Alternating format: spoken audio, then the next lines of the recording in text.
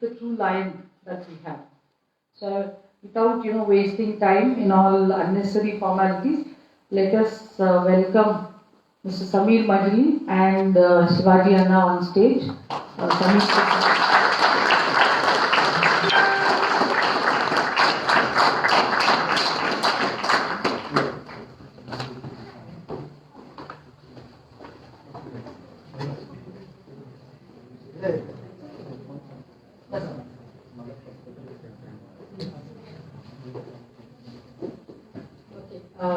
We have a young lady who is going to introduce Sameer Majli, and then we leave the conversation to Professor Sameer Majli.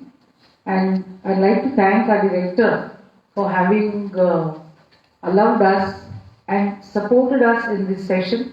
And since Sir said he's really very busy, so he said, I don't want to talk, I just want to be part of the session for the initial thing.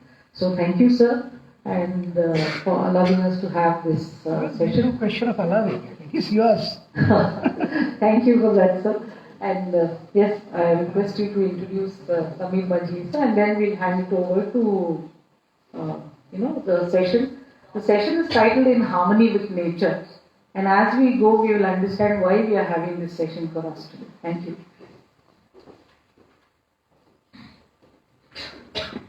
Good evening, everyone. I'm Nidhi Kulkarni.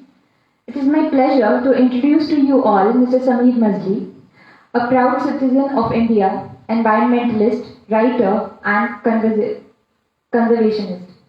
He completed his schooling in St. Paul's High School, Belgavi, BSc from GSS College, Belgavi in 1992, intern at Indian Institute of Sciences, BTech in Food and Fermentation Technology from UDCT Mumbai, 12 years of experience in food processing, 19 years of experience in training and development, specializing in student mentoring, language training, and practical training. Also, founder of Green Saviors Association, which has been working for 247 Sundays without a break to plant and maintain trees in and around Belgavi. Commenced the 1 million green project to plant 10 lakh trees in the Western Ghats in 5 years, beginning from 2021, working on generation of livelihoods through tree plantation and sustainable farming. We welcome you, sir. Thank you. Thank you, Nidhi. And like Sameer sir told us, he would be engaging Shivaji Anna in a conversation, and the questions would be directed in Marathi, and of course Sameer would also be translating for those of you who cannot understand.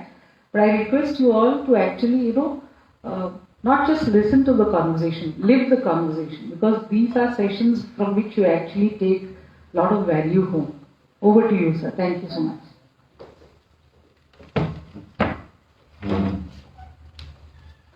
आधीच द्यायला पाहिजे.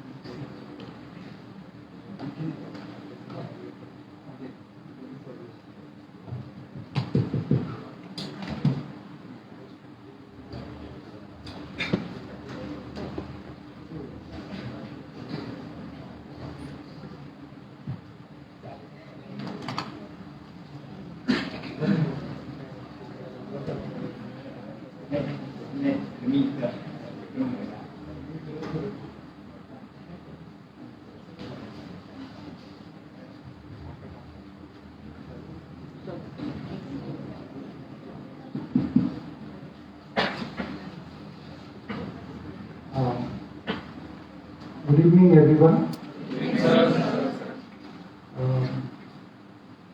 What you see on stage is a different family, and this family started off on this very stage. So Shivaji Anna was being awarded the Belgament of the Year. You don't need to really award him of anything of the year, but as we do formalities, so he was being awarded the Belgament of the Year.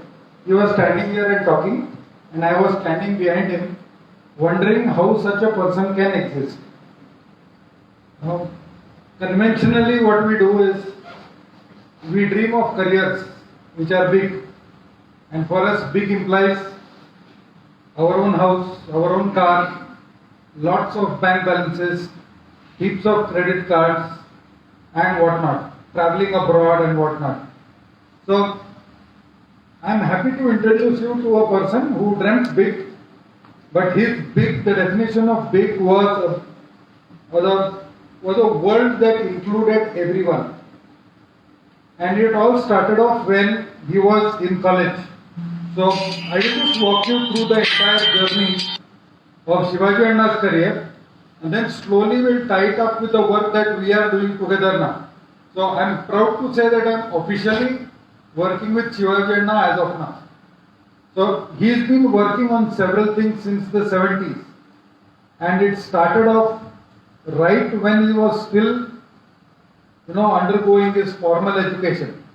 So what I will do is I'll pose certain questions to him. For the benefit of those who struggle with Marathi, I will try and translate them in English. For the benefit of those who struggle with English, you can meet me after the session. Okay, so मला तुमची कहाणी माहित आहे, तर पहिला तुमच्या कहाणीपासून सुरू करूया की हे बाकी सगळ्या गोष्टी सोडून तुम्ही यात कसं पडला. म्हणजे माझ्या समजुतीने तुम्हाला शिक्षक व्हायचं होतं, तर बाकी सगळं सोडून तुम्ही यात कसं पडला. सगळ्यांना नमस्कार.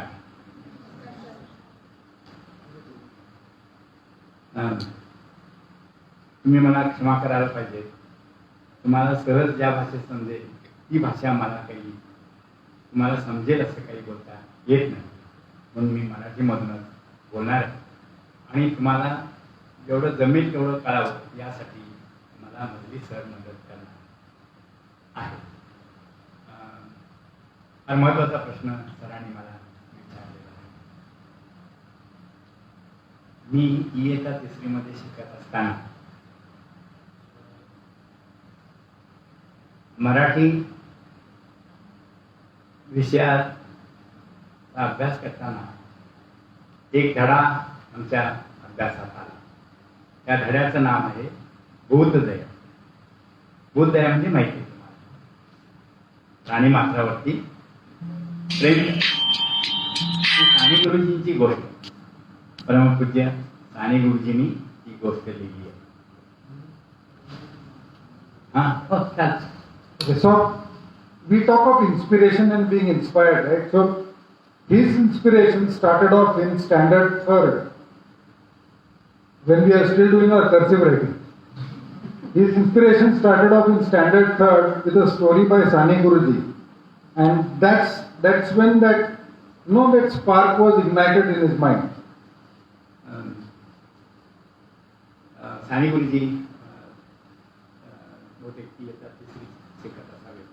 शाळेहून आले आणि त्यांच्या घरासमोर एक पक्षाचं पिलू पडून घायाळ झालेलं आहे.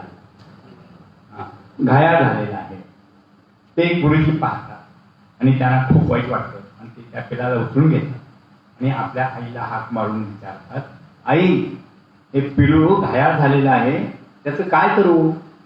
तेव्हा आई आतूनच सांगतात की देवघरात जा, तिथं तेल आहे, हळद आहे, आणि त्या जखमेला तेल लावून हळद लाव. असं सांगितल्याबरोबर गुरुजी जातात.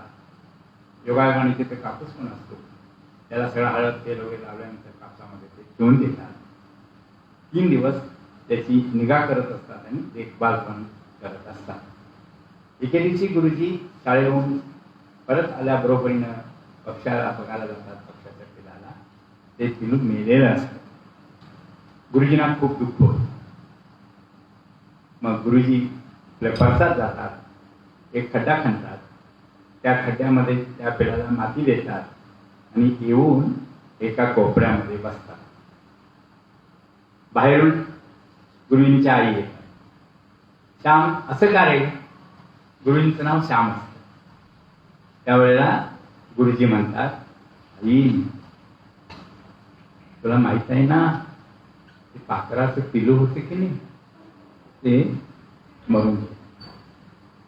फार दुःखी कष्ट होऊन सांगतात आणि मी त्याला माती दिलं आणि आता मी स्वतःच पाळणार आहे.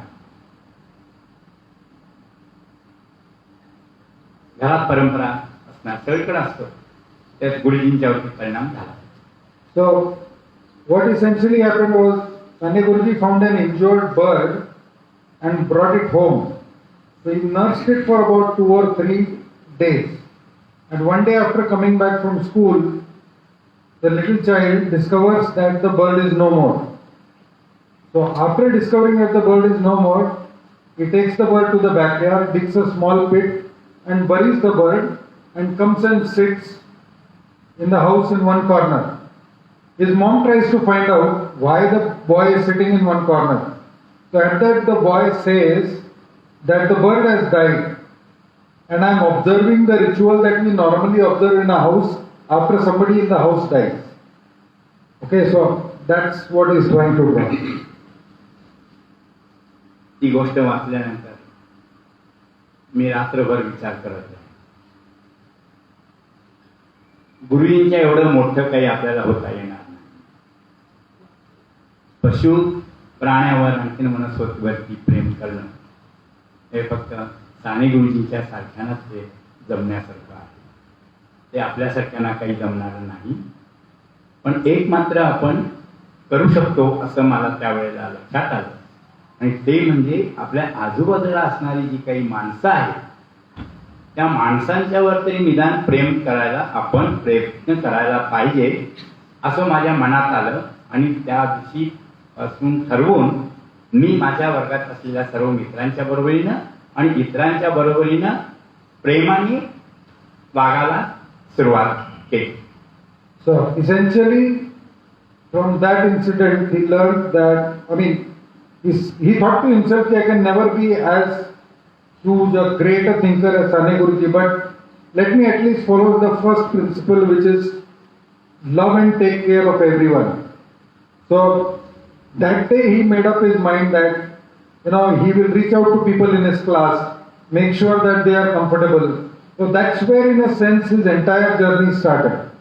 So it's all about caring for other people, which is so different to do because so difficult to do, because in his method of taking care of other people, he keeps himself out of the equation. Normally we care for people who care for us or who in return will be giving something to us.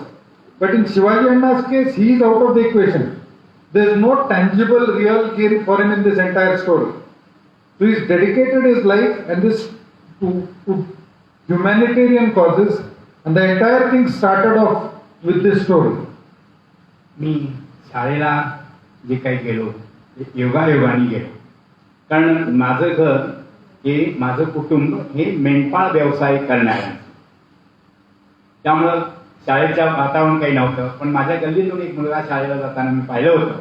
हा काय करायला जातो म्हणून बघून मी त्याच्या पाठीमागून जाऊ लागलो आणि मी शाळेला जातोय हे माझ्या आईला जरा बरेच 15-20 दिवसानंतर कळलं.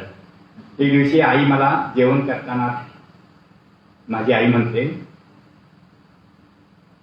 शिवा ಅದು ನಮ್ಮಂತವ್ರ ಕೆಲಸ ಅಲ್ಲ, ನಾವು ಕಲ್ತ ಕೆಲಸ ಏನು ಮಾಮೂಲಿದಾರಾಗೋದದ. ಪರಮೇಶ್ವರ್ ಕೊಟ್ಟಂದ ಎಂತ ಚಲೋ ಕೆಲಸ ಕುರಿ ಸಾಕಾಣಿಕೆ ಮಾಡೋದು.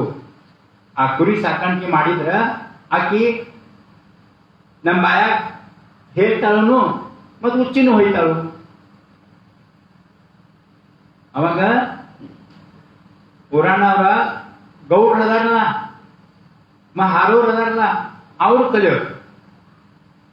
असं माझ्या आईने मला म्हट 4-5च घास खाल्लो. इतर वेळेला शिवाजी मिळत नाही म्हणून नेमकं ती वेळ आईने शोधली असणार. मी रात्रभर विचार करू लागलो. सकाळी उठून जे काही माझ्या वाट्याला जे काही काम होतं ते काम करून पाणी भरून हे करण्याचं. तेवढ्यात माझी बहीण आहे, गावातच आहे बहीण. शिवा ये ना तो ಯಾಕ ಕಣ್ಣು ಇಟ್ಯಾಕ್ ಬಾತಾವು इट्याक चंपा घ्यावू. माझ्या बहिणीनं हे विचारलं बरोबर, मला आणखी जास्त रडवा, पण माझ्या बहिणीकडे काही सांगलं काही मला शक्य झालं नाही. पण माझी बहीण म्हणते खूप असा हात केला बहिणी, म्हणजे इशारा दिला बहिणी उदास परत शाळेला गेलो. त्यानंतर आईने कधीही असा कधी प्रश्न विचारला नाही. मी शाळा सोडावी असंही काही केलं नाही आणि मी असं केलं. आणि मी खालच्या घरात असल्यामुळं शाळेत प्रवेश करायला मला गुरुजींची वाट बघावी लागायची. कारण गुरुजी आल्यानंतर त्यांच्या पाठीमागनं त्यांचं ते धोतर धरूनच मला शाळेत प्रवेश करावा लागत होतं. त्याच्या अगोदर जाणं म्हणजे 4-5 मार्क खाणं, याच्या पलीकडं दुसरं काही नसायचं. So when he was in school, just because he belongs to the shepherd community, it was not really welcome practice to have him enter the class. So he used to wait for the teacher to come, then hold on to the teacher's dhoti and slowly walk into the class. Otherwise the boys in the class would beat him up. Okay, so he's really come from that kind of a situation where he's seen these differences, and unfortunately they are still prevalent in society. You know, us living in cities, we are rather insulated to these kind of incidents. But if you still go to the rural areas, you can see this distinct hidden line, you know, that is there between different communities. And to a very keen eye, these things are really visible. The small acts that happen around there. Well, I've been traveling with them for quite some time. These little things that happen in villages, they are so much part of ourselves that inclusiveness has still remained a theory even after about 70 plus years of independence. Inclusive progress still remained a theory, and I'm sure he still struggles with it. So him coming to school was largely because of his perseverance. Otherwise, in his times, it was not practice. It was not routine for people from the shepherd community to land up in school. But तुम्ही शाळेनंतर कॉलेजमध्ये आल्यानंतर तुम्ही मला एक किस्सा सांगितला होता की ज्याच्यानंतर तुम्ही तिथे एक शपथ घ्यायची होती, त्याच्याबद्दल थोडं सांगा.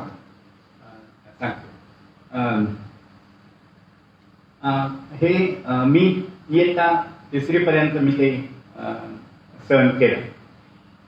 पण इयत्ता 3री ती गोष्ट वाचल्याबरोबरीनं काय वाटेल ते झालं. ते मारले तरी त्यांच्यावर प्रेम करायचं असं मी परत पक्का निर्धार केला. आणि 4वीत आल्यानंतर स्वातंत्र्य संग्रामाचा इतिहास आला, वाचला. स्वराज्य आपल्याला मिळालेलं आहे. आपण गुलामगिरीत होतो आणि कोणाकोणाच्या प्रयत्नांनी कष्टांनी जेल सोसल्यामुळं आणि गेनूबाबू सारख्या माणसांनी गाडी समोर जाऊन आपलं प्राण अर्पण केलं.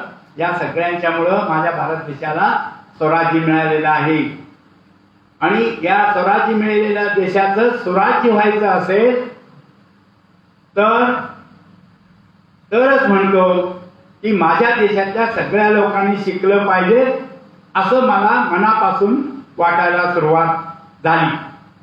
सरांच्या प्रश्नाकडे येतो आणखी 1-2 मिनिटांनी. आणि म्हणून प्रत्येक वर्षी मे महिन्यामध्ये एक हातात कागद घेऊन जे 6 वर्षाचे झाले त्या सगळ्यांची नावं लिहून घेणं आणि त्यांना जूनमध्ये येऊन त्यांची नावं नोंदवणं आणि परत त्यांना शाळेला आणणं. माझ्या माहितीप्रमाणे जून महिन्यामध्ये एकही दिवस मी कधी वर्गात बसत नसेल.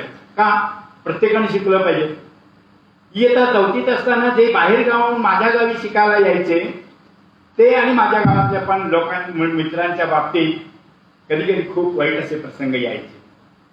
आणि एखाद्याने गणित करून आणलं नाही, गृहपाठ केला नाही तर मला एक शिक्षक होते, इयत्ता 4वीलाच होते, ते असं जवळ बोलवून असा चिमटा काढून सोडून द्यायचे.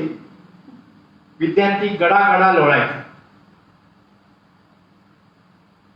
हे सगळं मी पाहत असताना एकतर दुःख वाटतच होतं, पण कोणत्या तरी कारणाने या मुलानं शाळा सोडली तर एकाचं शिक्षण राहील म्हणून मी मधल्या सुट्टीमध्ये त्यांना बोलवून घेऊन गणित येत नसेल तर गणित शिकवणं, ग्रहपाठ केला नसेल तर त्याच्याकडे बसून ग्रहपाठ करणं, अशा सगळ्या गोष्टी मी करायला सुरुवात केली. आणि हे कशामुळे आलं तर साने गुरुजींनी ज्यांच्याकडून मी जे काही प्रेम करण्याचं जे काही एकूण हे जे घेतलं त्यातूनच हे आलं असं मी म्हणतो. कारण प्रेम केल्यानंतर करुणा निर्माण होते आणि करुणा निर्माण झाल्यानंतर ते कृतीमध्ये उतरवायला ती करुणा भाग पाडते. तेच माझ्याकडून झालं असं मी समजतो. So, right when he was small, he made it a mission of his life to make sure that as many people as possible get to school. So, in the month of June, he used to spend most of the time making sure that people enroll. You know, they take admissions, and if there is any difficulty, he would go around, pick those children up and bring them to school. If they had any difficulty in, let's say, mathematics or completing their homework, he used to sit with them and make sure that that is done, so that all the punishments and other things could be avoided. Because there are a lot of children who still skip school because of the punishments that are there. So this sensitization to the various things that can affect the child's coming to school happened right at the age when we never even think of this. So he made it his mission to make sure that as many people as possible get educated. 7वी pass झालो. त्याच वेळेला एक नोकरी आली गोव्याहून शिक्षकाची, कारण तिथं मराठी शिकलेले लोक पाहिजे होते. पण त्याच वेळेला माझ्या कडोलीला हायस्कूल व्हायचं ठरलं आणि माझ्या गावी हायस्कूल होणं अत्यंत गरजेचं आहे. कारण मुलं कुठेतरी जाऊन शिकतील, मुली कशा शिकणार आणि मुलींच्यासाठी आणि गरीब मुलांच्यासाठी हायस्कूल पाहिजे म्हणून मी हायस्कूलमध्ये गेलो. 10वी पास झालो. हळूहळू मी माझ्या मनाची साने गुरुजींच्या सारखं समाजसेवा करण्याच्या मनाची मी तयारी करत होतो. आणि गुरुजींनी पण शिक्षक झाले होते आणि त्यांनी जे काही एकूण शिक्षक म्हणून करत असताना त्यांनी काय ज्या ज्या गोष्टी केल्या त्या सगळ्या गोष्टी माझ्या पूर्ण याच्यात आत्मसात झाल्या होत्या आणि शिक्षक व्हायचं म्हणून मी कॉलेजला आलो 10वी पास झाल्यानंतर. So in those days there was a distinct lack of teachers. So after he completed his 7th standard, 7th was, you know, one intervening major stage in life and education once upon a time. So after 7th standard, he had a job opportunity from Goa to be a teacher. But then at the same time, there was a high school coming up in his village. Okay, so he wanted to make sure that he serves people in his own village. That's why he continued with high school. And the logic behind this is, if the girls in the village need education, they have to come to that very school because they can't go out. At least in those days they wouldn't go out. So to make sure that everybody in the village gets education, he continued his education right up to college with the dream that I want to become a teacher here. Okay? एकूणच प्राथमिक आणि माध्यमिक शाळेमध्ये शिकत असताना खूप मित्रमैत्रिणी मिळाल्या. एका मैत्रिणीचा नावाचा उल्लेख करणं इथं गरजेचं आहे. ते माझं मी चुकलो तर हे होईल. एक ब्राह्मण कुटुंबातली सुधा नाडगोड नावाची मैत्रीण, तिने सांगितलं, शिवाजी तू फक्त वयात ओढत घे, पुस्तकं काय घेऊ नको. माझ्याकडे पुस्तकं असतात आपण तर एवढंच नव्हे तर मी माझ्याकडे सतत तिचं लक्ष असायचं की मी शक्यतो शाळा चुकवणार नाही किंवा काही त्रास आला तर त्यावेळेला ती सहभागी होऊन ती मला समजावून सांगण्याचा प्रयत्न करत होती. तिच्या त्या सहकार्यामुळं आणि तिच्या त्या प्रेमामुळं मी 10वी पास झालो. आणि माझ्याच गावातले काही पुढारलेल्या कुटुंबातून जे लोक शाळेला आले, कॉलेजला, याच JSS कॉलेजला आले, त्यांच्या पाठीमागून मी पण आलो. आणि मी त्यावेळेला जो विषय निवडला तो विषय काही मी विचार करून वगैरे काही निवडला नाही, पण मला गणित फार आवडतं. तेव्हाही आवडायचं आणि आता पण आवडतं.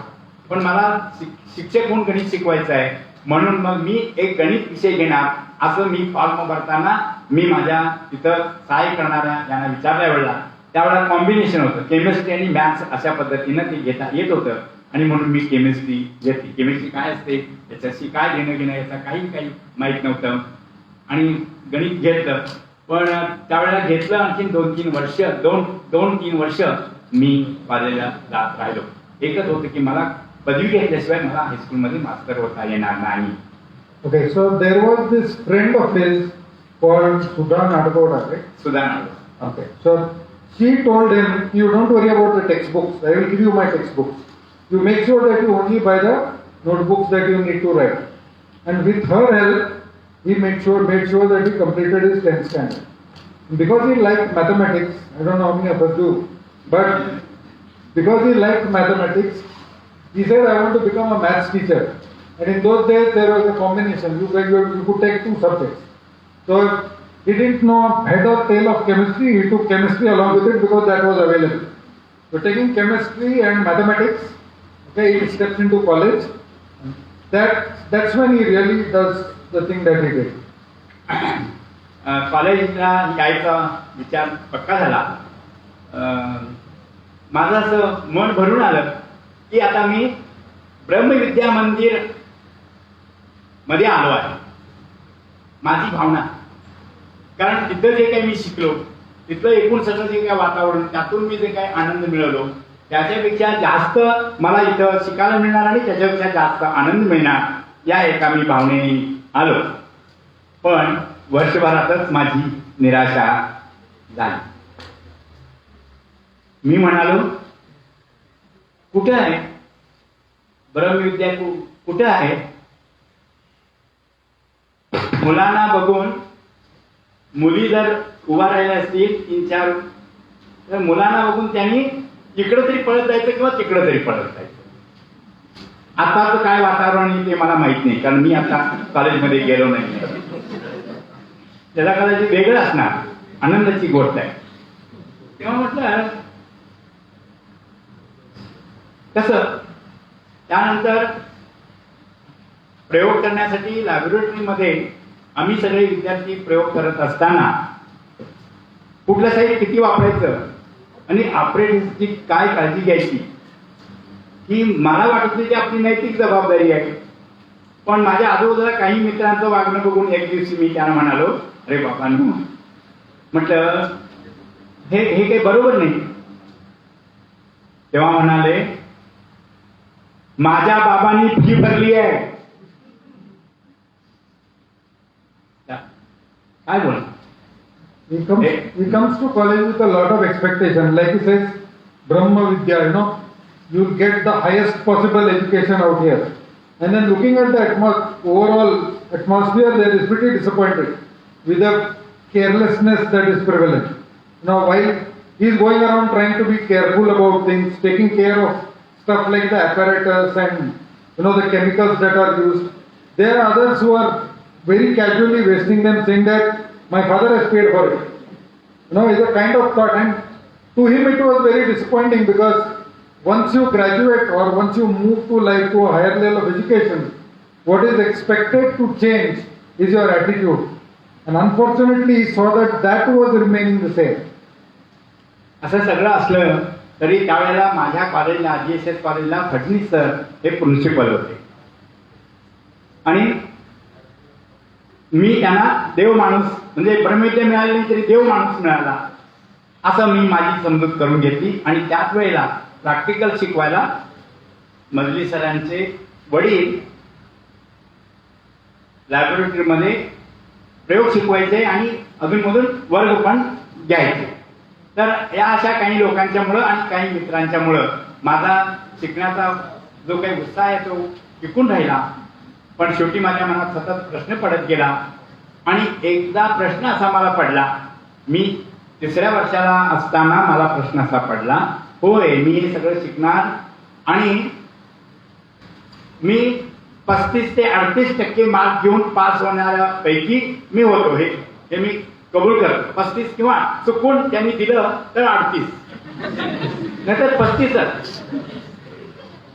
पण मला माहित आहे BSc व्हायचं आहे, कारण शिक्षक व्हायचं आहे. आणि असं सगळं असताना मी विचार करू लागलो की मी जे काय आता शिकवायला जायचं म्हणतो समाजामध्ये, सानेगुरूंनी सांगितल्याप्रमाणे सेवा करायची ते म्हणतो, तर सेवा तर समाजामध्ये खूप लोकांना पाहिजे आहे.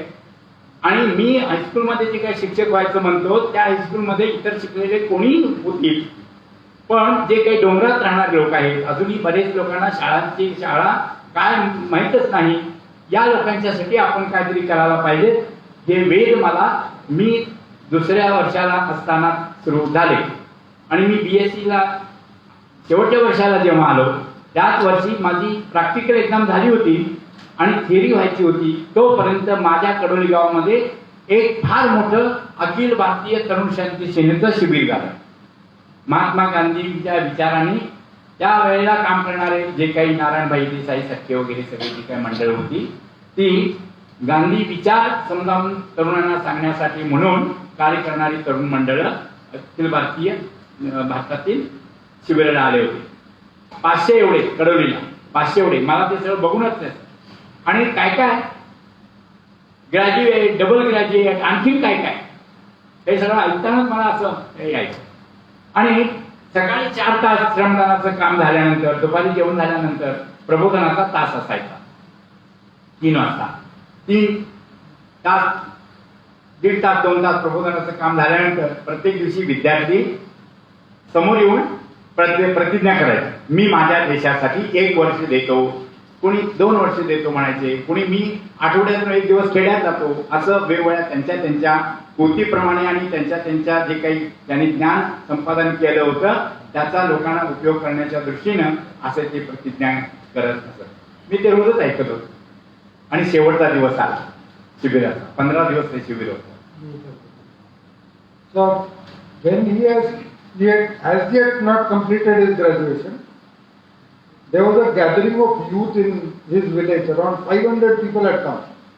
So these included graduates, postgraduates, and everybody. So what they used to do is early morning they used to go and do work. So essentially they call it Ramadan. And then they used to have these discussion sessions where people used to take an oath. Somebody used to say, I will dedicate 2 hours a week for the service of my nation. Somebody would say, I'm going to work in a village for some time. So these are the kind of promises that people were taking. We take those, right? Every 26th, 15th, we still take those. So it was there in these times also. So once everybody has done, look at what promise, what oath Shivaji had not taken. मग शेवटचा दिवस आला.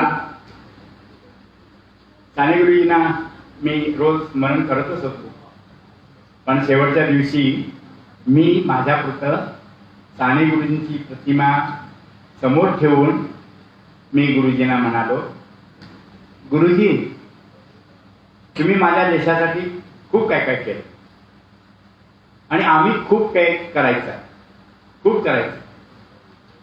तेव्हा मला असं वाटतं की 1 वर्ष 2 वर्ष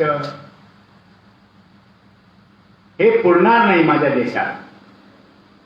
आणि त्यासाठी म्हणून मी तुमच्या प्रतिमेसमोर उभं राहून प्रतिज्ञा घेतो की माझं अख्खं जीवनच या सार्वजनिक कामाला देतो.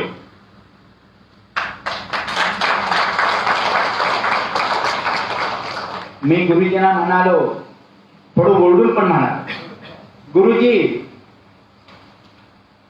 सेवा तर करणारच आहे, कसं जमेल तसं करणार, तुम्ही मला हात धरून चालवणार आहात त्याची मला खात्री आहे, पण एक मात्र तुम्ही आम्हाला हवेचे असताना, माझ्या देशाला अजूनही तुमची गरज असताना तुम्ही जी आत्महत्या केली ती मला आवडलेली नाही.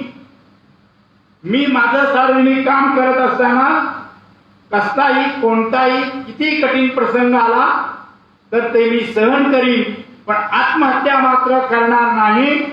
कारण आत्महत्या करून देशाचे प्रश्न सुटणार नाही आहे असं मी गुरुजींना सांगितलं. There are some things about him that only he can say.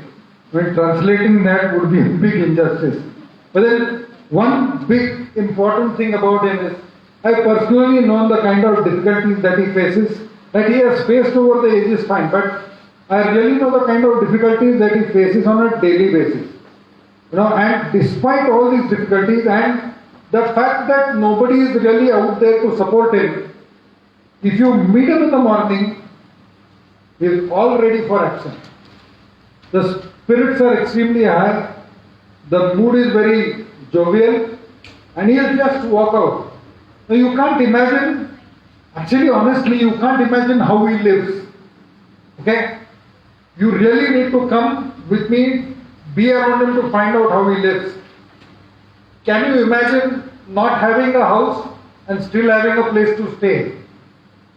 So Shivaji Anna almost does not have anything which is his own, except his people. Every night he sleeps in a different place. And he is not really keen on making sure that he writes that place in his name. So every day he wakes up in a different place with different people, keeps continuing this effort of trying to do something for other people.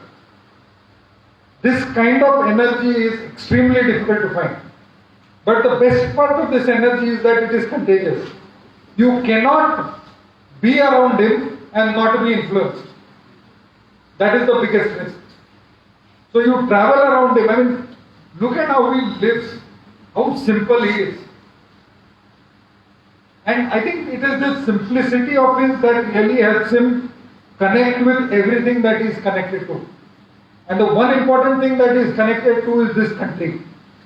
And he doesn't need any platform to stand up on stage and say, I love my country. Just like we put on badges, right? I love India and flags everywhere and on our vehicle and everywhere. He lives it on a daily basis. And it is this sense of pride and this sense of belonging, and more than that, I think this sense of responsibility that makes Shivaji Anna what Shivaji Anna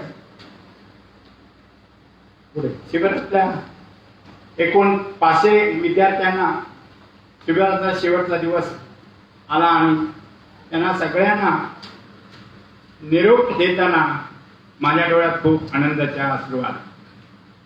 म्हणजे एवढे सुंदर माझ्या देशासाठी जर सेवा करायला तयार असतील तर माझा देश स्वराज्य, आपल्याला जे स्वराज्य मिळालं आहे ते स्वराज्य व्हायला फार वेळ काही लागणार नाही.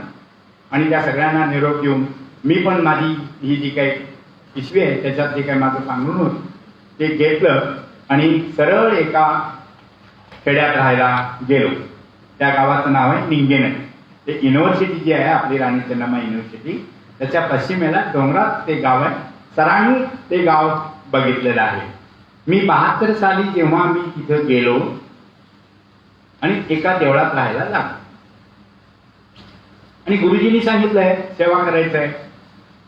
मी म्हणायला लागलो काय काय कशी काय करू यांची सेवा असा प्रश्न मला पडला.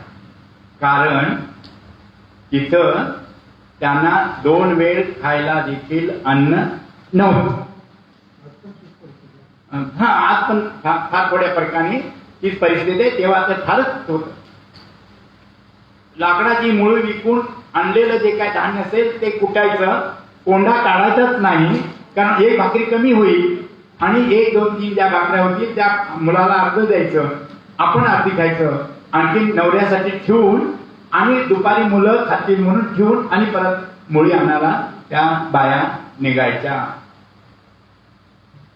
म्हणजे तोपर्यंत माझ्या देशाला स्वराज्य येऊन 30-35 वर्ष झाली होती.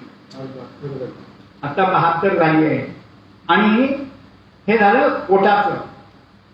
दुसरं कुणी आजारी पडलं तर बेळगावच्या सरकारी हॉस्पिटल शिवाय दुसऱ्या कुठंच काही व्यवस्था नव्हती. कुणाला काही बरं नाही, गंभीर परिस्थिती आहे तर बाजल्यावरती 4 पायाचं बाजलं त्याच्यावरती टाकायचं आणि चालायला लागायचं. मध्ये हुडूक झालं तर परत त्या रस्त्याने परत घ्यायचं. तिसरी गोष्ट की पाऊस आला तर बाहेर पावसाचे थेंब बारीक आणि आज झोपडीमध्ये मोठाले थेंब. So when the conditions in the village were so bad that people used to pound whole grain, with the husk and prepare rotis out of that, because if you take out the husk part of it, 1 roti less. That is the kind of condition in which people were living. To come to the nearest hospital, civil hospital Belgaum, we mention civil hospital, all of us are scared. For them, that is the only option. In the rainy season, the condition of the houses is such that when it is raining pitter patter outside, it is pouring in the house. Because every house is leaked. So this is the condition in which people were living. Unfortunately, there still are places where people continue to live like this.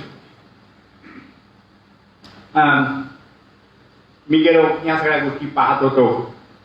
त्याच्यात आणखीन एक प्रकर्षाने एक गोष्ट लक्षात आली की सरकारी शाळा होती, पण कुणाची शाळा होती माहितीये का? जनावरांची. So there was a government school, but it was actually a school for animals. I will tell you why. मला प्रश्न पडला, अरे मग म्हटलं इथल्या मुलांना घेऊन मी त्यांना काय काय शिकवायला सुरुवात केली. आणि त्यावेळेला माझ्या मनात प्रश्न असा आला, शाळा आहे म्हटल्यानंतर शिक्षकाची नेमणूक असायलाच पाहिजे, त्याशिवाय शाळा असते कशी? म्हणून मी त्याच्या पाठीमागे शोधायला लागलो. आणि शेवटी एक दिवशी दिदीबाईकडे जाऊन मी त्यांना म्हटलं की इथं शाळा आहे, त्या शाळेमध्ये कोणा शिक्षकाची नेमणूक झाली आहे, त्यांची तुम्ही मला भेट घालून दिली पाहिजे, असं मी त्यांना ठणकावून सांगितलं. फार गोंधळात पडले दिदीबाई. शिक्षणाधिकारी, जिल्हा शिक्षणाधिकारी शेवटी म्हणाले, शिवाजी माझ्यासाठी 4 दिवस वेळ घे. ठीक आहे, घ्या म्हटलं. आणि नंतर मला असं कळलं की शिक्षक नेमणूक आहे आणि या दिवशी मी त्या शिक्षकाला घेऊन शाळेवर येतो असं त्यांनी म्हटलं. आणि त्या शिक्षकांना ते घेऊन आले आणि ते आपल्या परीनं ते काय काय काय शिकवायचे ते शिकवले, नाही शिकवले, ही सगळी गोष्ट फार वेगळी आहे. त्या सगळ्या आता मी ते खोलात काही जाणार नाही. तेव्हा काय करायचं असं विचार करत करत मला कसं कसं काय लोकांचे प्रश्न कसे समजत गेले, तसं मी माझ्या परीनं जे काय होईल ते करत गेलो. तेव्हा ते सगळं मी सांगत बसेन तर वेळ फार आपल्याकडे कमी असणार आहे. सरांनी आता यानंतर जे प्रश्न त्यांनी विचारावे त्या प्रश्नालाच फक्त मी आता उत्तर देईन. So now you put it on me. Okay. So he started off the tough way and continues to find it tough. Honestly, I tell him, the amount of cooperation that he is receiving is next to nothing. And it would really be wonderful if people from Belgaum, this is a personal opinion, if people from Belgaum, instead of just calling him over as a chief guest for something, were to really go there and help him in doing something, it would be a big help for him. Well, I've seen him struggle, and everybody in Belgaum wants Shivaji Anna to be there as chief guest. But nobody really tries to be of cheap help when it is necessary for him to find help. So right now, he's just spoken to you about how he got into everything that he's been doing. He's been doing it since 1 year after I was born. Okay, so 71 was what I was when I was born. 72 Shivaji Anna started. And I somehow believe that everything is connected, you know. We can have a separate session on that. So I was waiting for Shivaji Anna to step so that then I could give one. And somewhere down the line I connected with it. And this is a wonderful connection that has happened. Because environment and rural welfare are two things that we as a Green Saviors team are trying to integrate. We are trying to connect. And our belief, like I said, we have this project called as 1 million greens. You can't plant 1 million trees until you have all the villagers with you. You know, it's not for urban folks to go out on Sunday and plant and 1 million will happen. No. We need to connect with people, and that's where we found common ground.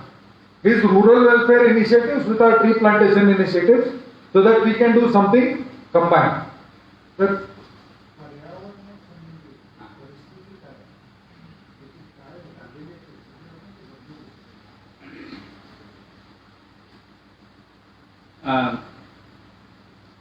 मी खेड्यात राहायला गेलो.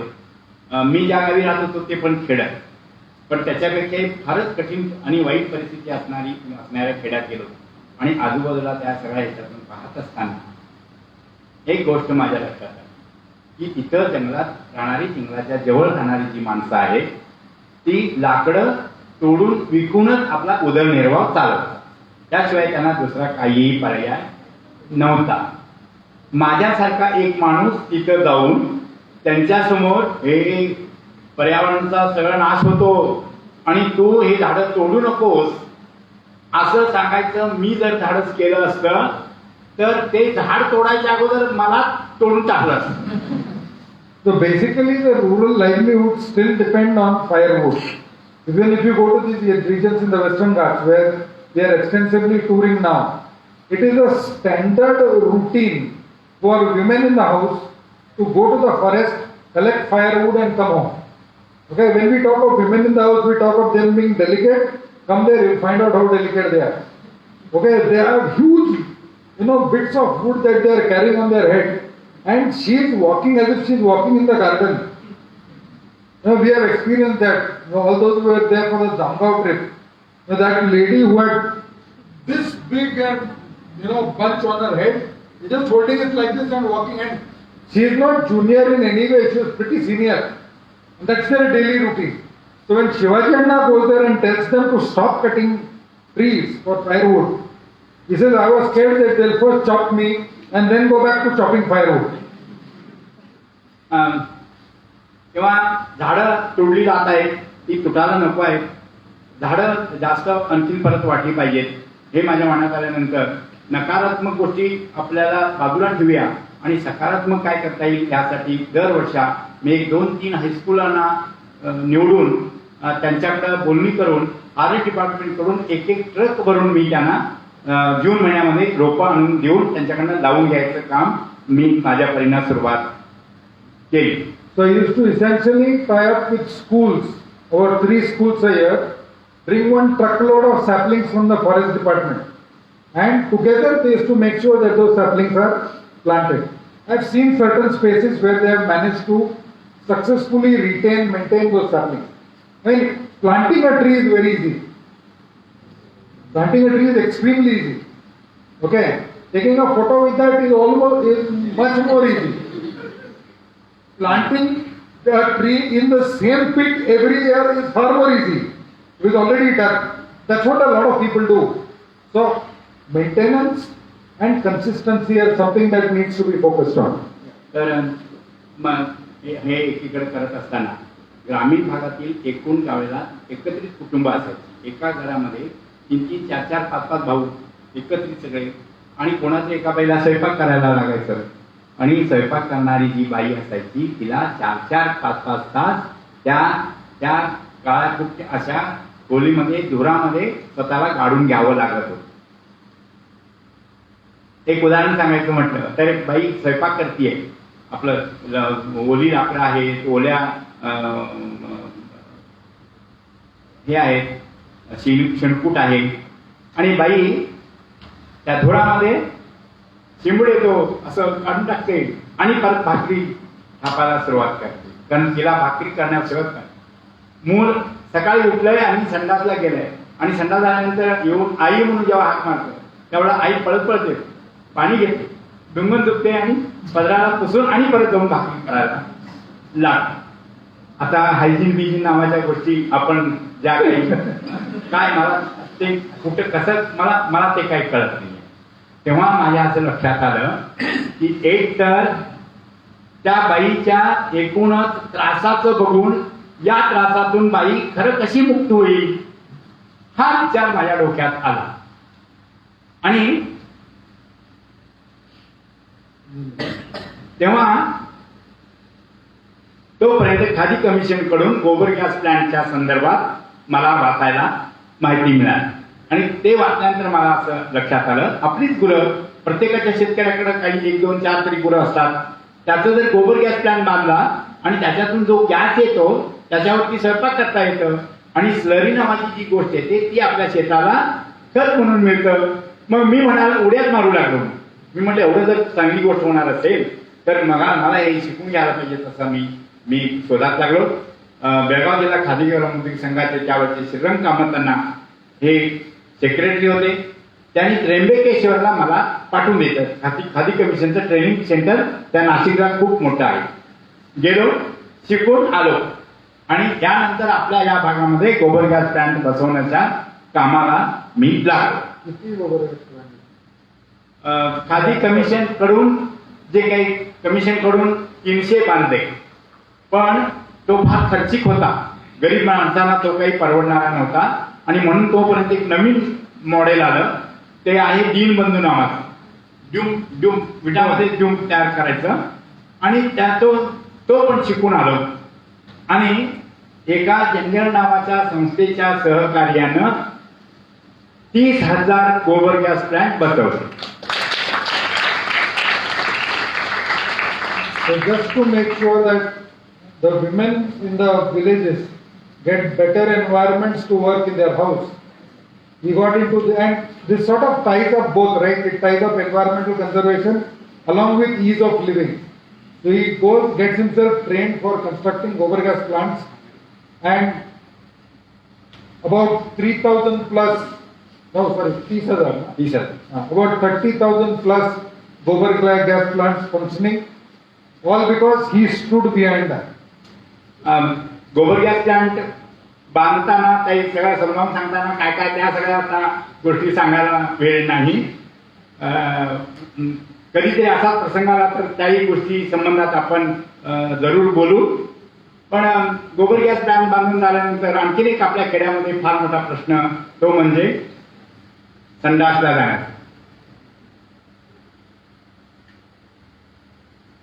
सगळ्या उघड्यावरच. म्हणजे विनोबाजी सांगतात की आपण एका गावाला जायला निघालो तर गाव आलं असं कसं ओळखायचं. विनोबाजी आणि मी जेव्हा गेड्यातून जाऊ लागलो ते मला अगदी बरोबर 100% माझ्या विनोबाजीचं खरं असं वाटतं. आणि म्हणून मग मी असा विचार करू लागलो की या लोकांनी संडास पण बांधले पाहिजे आणि लोकांनी गोबर गॅस प्लांटला संडासला त्यांनी जोडावं.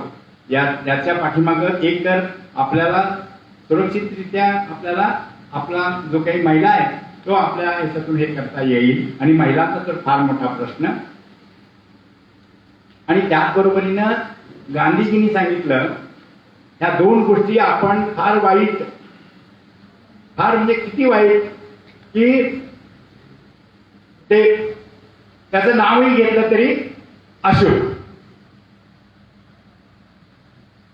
मी संडासला जाऊन आलो तर किती काय काय लावून हात धुतो ते तुम्हाला जास्त नाही. तेव्हा हिरा खत आणि सोन खत असं गांधीजींनी त्यावेळेला म्हणून ठेवलं. आणि हे जसं प्राण्यांच्या शेणाबद्दल आणि मूत्राबद्दल आहे आणि ते आपण खत म्हणून वापरतो, तीच गोष्ट माणसांच्या बाबतीत देखील आहे आणि ते जास्त जास्त शक्ती देणारं आहे. तेव्हा मी असं म्हणालो की हेही देखील जे काय वाया जातं ते जायचं नसेल तर प्रत्येक गॅस प्लांटला संडास जोडण्याची हे ठेवली पाहिजे. आणि मी ज्या वेळेला गोबर गॅस प्लांट बांधण्याचा विचार केला त्यावेळेला त्या घरातल्या लोकांना कल्पना द्यायच्या अगोदरच एक पाईप घालून ठेवत असे एक्स्ट्रा. सांगितलं तर ते छे नको नको म्हणणार. कळलं? कुणी पाईप द्यायला तयार झाले नाही तर मीच माझ्या पैशांनी ती पाईप आणून शेवटी झालं ते गोंडणी चूक केली वगैरे असं म्हणून. आणि नंतर माझं मुख्य काम की हे संडास बांधले पाहिजे आणि ते पण गोबर गॅस प्लांटला जोडले पाहिजे. यासाठी काय काय झालं ते सगळं सांगत नाही, पण एकच सांगतो. एका गावी गेलो, देवळात मीटिंग होती. त्या मीटिंग करत असताना कोणीतरी त्यांना सांगितलं की संडासाबद्दल सांगायला एक म्हातारा आलाय असं ते म्हणाला.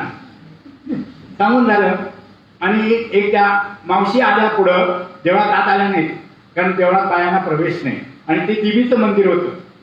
दुर्दैवी पहा, देवीचं मंदिर आणि त्या बाईला प्रवेश नाही. ते बाहेरूनच मावशी विचारतात, आपा माझ्या देवाचं पूजेचं काय? आलं का लक्षात? माझ्या देवाला नैवेद्य त्या संडासवर रांधलेलं दाखवू आणि बाहेर येऊन मीटिंग संपल्यानंतर बाहेर येऊन सायकलीवर बसायच्या अगोदर कोणीतरी एका बकेटमध्ये सेन असं घालून त्याची मला आंघोळ त्या मित्राने घातली. All because we tried to connect gobar gas plants with human toilets. The lady comes and says, tomorrow I am going to be cooking the offering for the god on this very gas.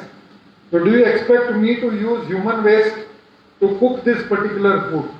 So when he gets out of the temple, somebody has made a slurry of cow dung and dumps it on his head, and he says, you saw what he said? He said, one of my friends did that. Okay, so anybody does anything to him, he'll still call him a friend. That is Shivaji Anna. पण आणखी जरा आणि त्याला जास्त उमेदवार नाही, आता हे करूनच बघायचं. अब नहीं छोड़ेंगे. आणि काही मित्र आम्हाला मिळाले आणि ते म्हणाले, शिवाजी होय, मग आम्ही बांधतो असं ते त्यांनी मनाला सुरुवात केली. पाईप तर घालून केलीच होती. आणि काही गावं आजही देखील तुम्हाला मिळतील की ज्या गावामध्ये 100% लोकांनी गोबर गॅस प्लांट बांधले आहे आणि जवळजवळ 80% लोकांनी संडास त्याला जोडलेले आहे. तेव्हा म्हणजे या सगळ्या गोष्टी व्हायलाच पाहिजे, आपल्या परीनं ते करायलाच पाहिजे. आणि हे जे काही गोबर गॅस प्लांटचं काम आहे ते काम करायला घेताना मी असा विचार केला की याचं जे काही तंत्रज्ञान आहे ते तंत्रज्ञान आपण त्याचं प्रत्यक्षात बांधकाम करणाऱ्यांना व्यवस्थितशीर समजावून सांगितलं नाही, त्यांच्याकडनं करून घेतलं नाही तर प्लांट जर बिघडला, गॅस आला नाही तर सगळीकडे प्रचार जाईल, हे काही खरं नाही. म्हणजे इतकी चांगली गोष्ट आपल्याला त्याचा प्रचार होण्याऐवजी त्याच्याबद्दल लोकांच्या मनात रोज काहीतरी गैरसमज होतील. त्यासाठी प्लॅन्ट हा उत्तम व्हायला पाहिजे म्हणून 20-20 अशा एकूण 5 शिबिरं केली गवंड्यांची. खानापूर तालुका, हुक्केरी तालुका, बेळगाव तालुका. आणि तो इतका असा तो तयार झाला की त्याला काही सांगायची गरज काही राहिली नाही. उलट मी म्हणत होतो त्याच्यापेक्षा जास्त काळजी काम करणारे आमचे गवंडी मित्र तयार झाले. आणि म्हणून जिथे जिथे गोबर गॅस प्लांट झाले आहे तिथं जाऊन तुम्ही जर माहिती घ्यायला लागाल तर प्रत्येक जण सांगतील की नाही, आमचं गोबर गॅस प्लांट चालू आहे. तेव्हा त्या गवंडी मित्रांनी त्यानंतर आपल्या परीनं लोकांना संपर्क साधून आणखी काही गोबर गॅस प्लांट बांधायचा प्रयत्न केला. पण गोबर गॅस प्लांटमधून मला एका कारणासाठी त्याच्यातून बाजूला व्हावं लागलं. ती गोष्ट म्हणजे खूप उशिरा आपल्या सरकारने ते आपल्या ह्याच्यात घेतलं, आपल्या खात्यात घेतलं, त्याच्यासाठी बजेट करू लागले. आणि एकूणच जी विकासाची कामं आहेत सरकारची ती पंचायतीकडेच येतात. पंचायत म्हणजे असून अडथळा नसून खुळांबा अशी एकूण परिस्थिती आहे. तेव्हा पंचायतीबद्दल बाकी सगळं काय आता बोलायला नको. पण सरकारने ठरवलं की गोबर गॅस प्लांट मध्ये आम्ही सबसिडी ठेवली आहे. गोबर गॅस प्लांट बांधल्यानंतर तुम्हाला सबसिडी मिळायची असेल तर पंचायतीमधून त्याच्या फॉर्मवरती सही आणावी. मी सही घ्यायला जाऊ लागलो. प्लांट तर आम्ही केलाच होता, ते काही उगाच काही खोटं काही आपण काही केलेलं नव्हतं. पण पळापळी त्यांनी सुरुवात केली. पीडीओ म्हणून एक कार्यदर्शी असतात पंचायतीला, मुख्य डेव्हलपमेंट ऑफिसर म्हणून. तर ते काय म्हणणार, त्या वार्डमध्ये असणाऱ्या त्या निवडून आलेल्या माणसाची सही घेऊन ये. हो मी सही करतो पण मला 100 रुपये दे. त्यानंतर पीडीओ करत, पीडीओनी अगोदरच त्या पट्टेवाल्याला सांगून ठेवणार की त्याच्याकडून ते 100 रुपये आले तर मी सही करणार. तेव्हा हा सगळा जो काही प्रकार, एकूण सगळा जो काही तो तिथला पाहिला त्यावेळेला मला असं वाटलं की ते मला असं म्हणत होते की तू घे की त्यांच्याकडून, तू त्यांच्याकडे घे आणि तू पण घे आणि आम्हाला पण दे. मी म्हटलं तुम्हाला द्यायचं पण नको आणि मी पण घ्यायला नको. पण एक मात्र सांगत राहिलो, जिथे जिथे जातो तिथे त्यांच्याकडे काही गुण आहेत, तुम्ही प्लॅन बांधून घ्या, त्या व्यवस्था आहे, पंचायतीकडे चला आणि शक्यतो चांगलं बांधून घ्या असं मी तेव्हाही सांगत राहिलो आणि आजही देखील मी ते सांगत राहिलो आहे. कारण ती फार आज आपल्याला गरज आहे.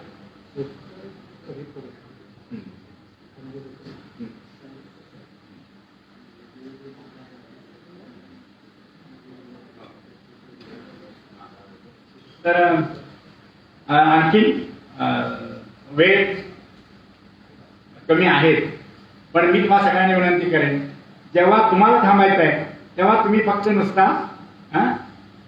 जर हात केलं तर पुढे तिथं थांबू. हां पण आणि 2-3 महत्त्वाच्या गोष्टी आहेत तेवढा मी सांग सरांनी अगदी महत्त्वाच्या मुद्द्यात हात घातलाय मला सूचना केली आहे. तर रात्रशाळा करण्याचं काम जे काही मी सुरू केलं त्या रात्रशाळेच्या निमित्ताने त्या सगळ्या खेड्यातल्या एकूणच 30-40 गावांना फिरत राहिलो आणि हे सगळं करत असताना एके दिवशी रात्री 12 वाजता जर्मनीहून एक ग्रस्त आले होते आमची रात्रशाळा बघायला आणि ती शाळा संपून जात असताना तिथं विहिरीमध्ये कट्टनबावी नावाचं काय विहिरीमध्ये उजेड दिसला आम्ही म्हटलं यावेळेला उजेड असं कसं काय तर ते काय करत 2-4 बायांनी हातात चिमणी घेऊन ते लाईट वगैरे काही नव्हते बॅटरी नावाची गोष्ट आहे त्यावेळेला कुणाला घेणं काही परवडण्यासारखं काही नव्हतं तर घागर आणली आहे एक हातात भांडं आणलंय भांडं म्हणजे करवंटीचं ते हे खोबरं काढलेलं असतं ना त्याने पाणी भरताय त्या याच्यामध्ये ही गोष्ट मला त्याची रात्री 12 वाजता जी काही बघायला मिळाली आणि त्या जर्मनच्या माणसालाही ते बघून फार वाईट वाटलं आणि नंतर मग थोडा विचार करायला लागल्यानंतर त्या गावाची परिस्थिती अशी की जानेवारी-फेब्रुवारीमध्ये त्यांच्या पिण्याच्या विहिरीचं पाणी संपलं एकच एक विहीर आहे 8 फूट फक्त ती विहीर गावाच्या बाहेर विषयच आहे असा विचार करत राहिलो तो तिथपर्यंत ठीक होतो. त्यानंतर एक गोष्ट माझ्या कानावर पडली आणि ती म्हणजे त्या गावातल्या तरुण मुलांना बाहेर गावचे कोणीच मुली द्यायला तयार नाही.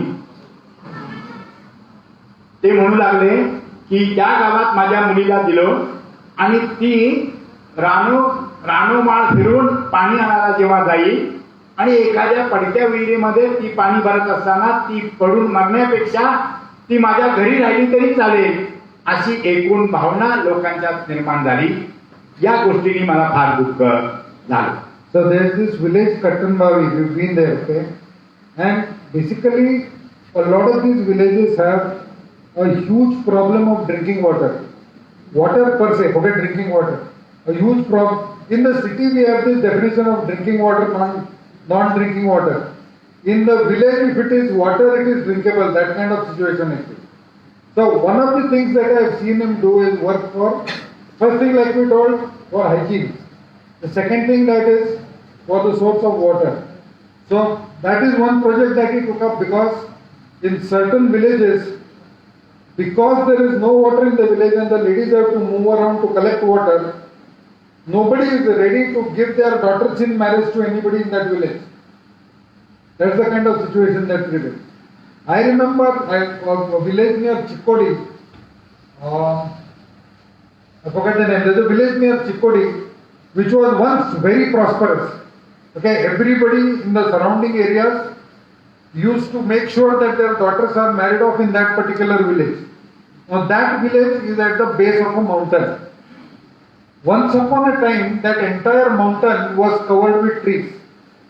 So because the mountain is covered with trees, it attracts clouds, and there is sufficient rain.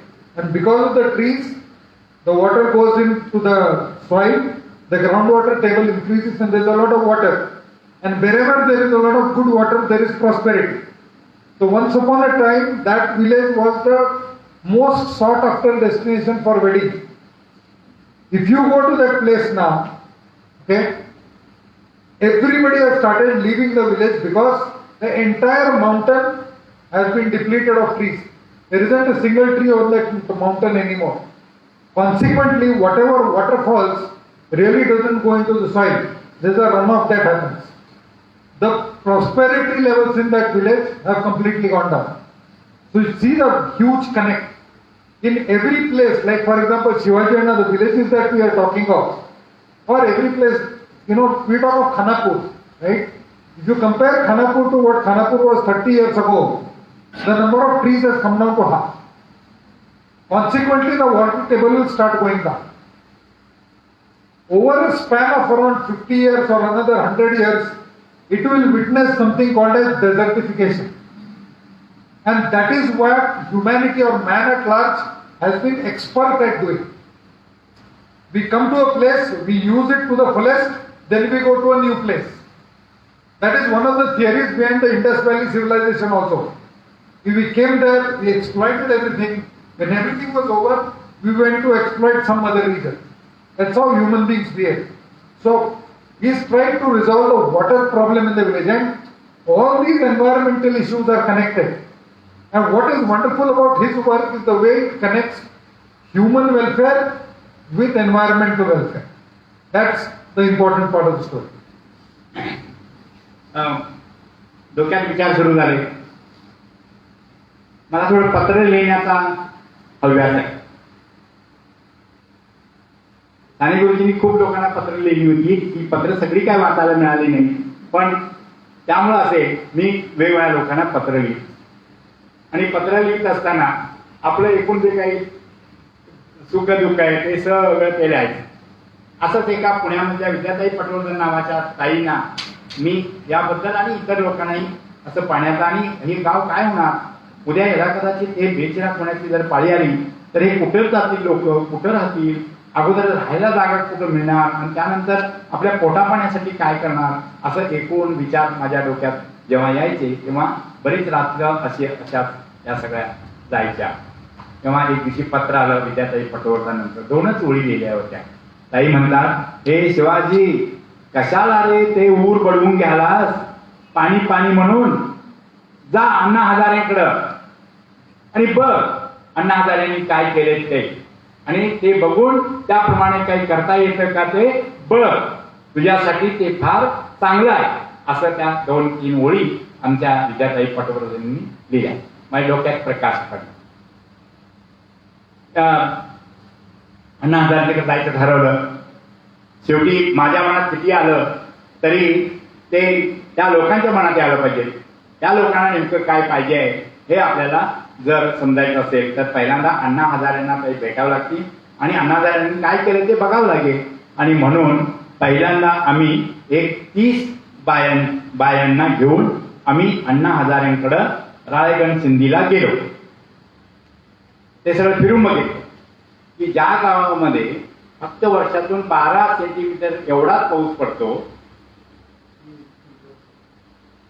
So Anna Hazare lives in a place where there is 12 centimeters of rain every year. Okay? We are working in the regions where there is around 200 inches of rain every year. And trust me, in February there is no water to drink. 200 inches of rain every year. Karle, Amte, Chikle can go up to 400 inches of rain every year. And there still is no water to drink. So he goes to Anna Hazare's place to try and find out where, even if there is such a low rainfall, how do you make sure that people get water? अण्णांनी आपल्या सेवा भावनेतून आणि खूप गोष्टींचा विचार करून सरकारकडून मदत घेऊन आणखी इतर आणि लोकांकडून मदत घेऊन तिथं त्यांनी एक प्रकल्प राबवायचा ठरवला. आणि त्या प्रकल्पाला त्यांनी मराठीत नाव दिलं पाणी अडवा पाणी जिरवा. म्हणजे मी हे ऐकल्यानंतर माझं असं लक्षात आलं की जमिनीत जे काही पाणी आतापर्यंत जे मुरलं आहे आणि मुरलेलं पाणी आपल्याला पाण्याची गरज लागल्याबरोबरीनं आपण परसात किंवा शेतात विहीर काढून अगदी 20-25 फुटावरती आपल्याला जे काही पाणी मिळत होतं तो पाण्याचा संग्रह यापूर्वी या भूभागामध्ये पृथ्वीच्या पोटामध्ये तसा संग्रह झालेला होता. आणि जेव्हा सृष्टी निर्माण झाली त्यावेळेला पहिल्यांदा कीटक, अतिसूक्ष्म जीवाणू आणि त्यानंतर काय काय गोष्टी या सृष्टीमध्ये येत अखेरला अगदी सर्वात शेवटी कोण आलाय माहित आहे का? कोण आलाय? तो आहे 2 पाय असलेला आणि एक खोपट आणि त्याच्यात काहीतरी ठेवलेलं आहे. आणि सगळा घोटाळा या खोपट्याने केला. या खोपट्याने ठरवलं की आता आम्हाला मन मानेल तसं आम्हाला चैन करायची आहे, मजा करायची आहे, सगळं लुटायचं आहे. आणि हे सगळं करत असताना एकूणच निसर्गाचं काय होतं, सृष्टीमध्ये काय होतं याचा या किंचितही विचार या या या माणसाने केला नाही आणि आजही करताना आपल्याला दिसत नाही. तेव्हा आम्ही त्याला म्हणालो की चूक आम्हीच केली आहे. कोण केली? आम्हीच केली आहे की नाही? माणसानेच केली आहे की नाही? मग कुणाला बोलवूया ही दुरुस्त करायला? कुणाला बोलवूया? या अगोदरचे कोण कोण आहेत? तुमचे पण आहेत आणि माझे पण आहेत. श्रीकृष्णाला बोलवूया? उत्तर द्या ना. कुणाला बोलवूया? श्रीकृष्णाला का रामाला बोलवूया? काय विष्णूला बोलवूया? काय परशुरामला बोलवूया? कुणाला बोलवूया?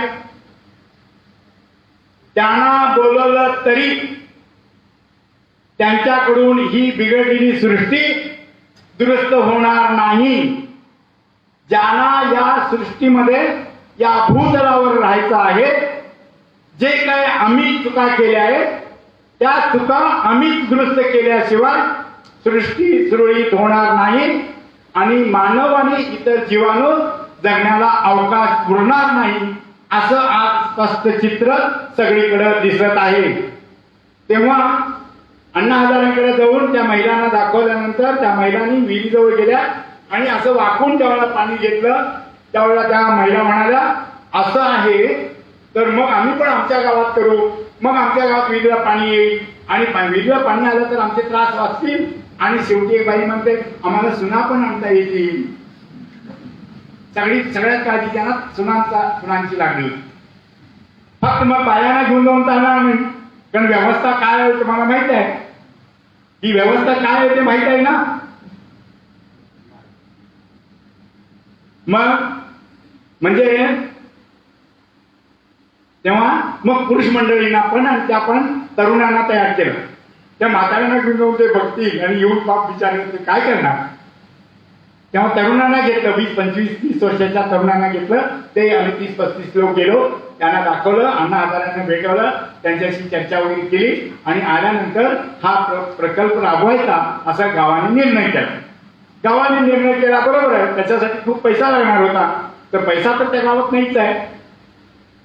तेव्हा एक मी ज्या जनधन संस्थेत काम करत होतो त्या डायरेक्टरकडे, फादर ज्योत जनकाला म्हणून त्यावेळेला एक डायरेक्ट आता आहेत ते, त्यांच्याकडे मी गेलो आणि अगदी सकाळी पहिल्या बसनी गेलो. जाऊन ऑफिसच्या दारावर बसलो होतो. फादर गाडीतून उतरले आणि माझ्याकडे बघितल्याबरोबर त्यांनी काळं तोंड घातलं.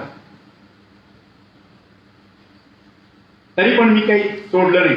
मी त्यांच्या पाठून सरळ गेलो आणि मी त्यांना म्हणालो, मी त्यांना ते फादर असले तरी मी त्यांना अण्णा म्हणतो आणि आजही त्यांना अण्णा म्हणूनच बोलवतो.